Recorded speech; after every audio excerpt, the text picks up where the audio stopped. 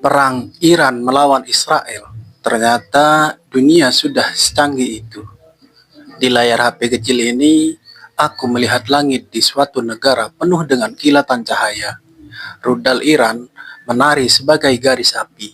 Sedetik kemudian, Israel menjawab. Radar berbisik, drone menimbang, AI menembak tanpa kedip, akurat, dingin, tak ragu. Dan aku seperti manusia gua yang baru melihat petir, bingung, kagum, takut. Apakah ini mukjizat atau ini perang? Dunia sudah melesat ke depan. Aku masih berdiri di ambang pintu, terdiam, takjub. Lalu aku bertanya pada luka, bagaimana Iran bisa dikurung sanksi belasan musim, tapi ia menempa otak jadi kunci. Mereka tak melawan dengan teriak, mereka melawan dengan rumus. Sains, teknologi, dan matematika tidak hanya sebagai mata pelajaran. Ia jadi tombak, ia jadi napas. Lalu Israel, setitik tanah diapit badai, tapi ia tumbuh jadi hutan pikiran. Sejak kecil anak-anaknya diajari bertanya, dibuat bingung, lalu disuruh membangun jawabannya. Ilmu tidak dipajang dalam upacara, ilmu diuji di laboratorium, diuji di medan. Negara itu hidup karena nalarnya, bukan hanya karena perisainya. Dan aku menoleh pulang ke negeri sendiri. Di sini kita masih merayakan akhir. Toga yang mahal, konvoi yang riuh, baju dicoret seolah itu medali. Padahal perjalanan berpikir belum dimulai. Sekolah kita sibuk menjaga rapi seragam, lupa menjaga tajam akal. Kita ngotot studi tour, padahal yang kita cari hanya tawa. Menyalahkan sekolah saja tidak cukup.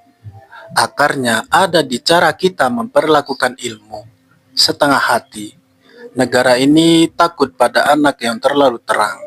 Bimbang mau mencetak yang menurut atau yang bertanya. Maka fisika jadi hafalan. Biologi kehilangan rasa ingin tahu. Sains ditakuti, bukan dirangkul.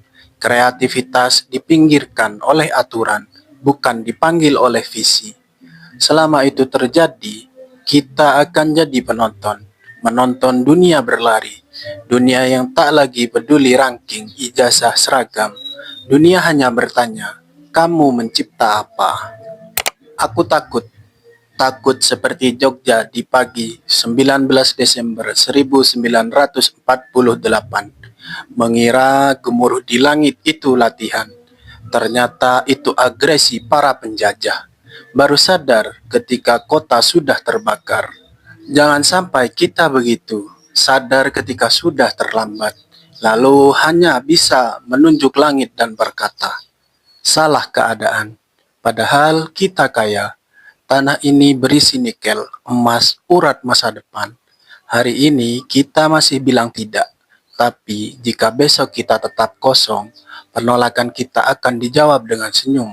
Diplomasi yang membungkus ancaman, investasi yang datang seperti tamu, pulang membawa kunci rumah. Sejarah tak pernah bohong. Bangsa yang subur tapi lalai berpikir hanyalah ladang yang menunggu dipanen negara lain.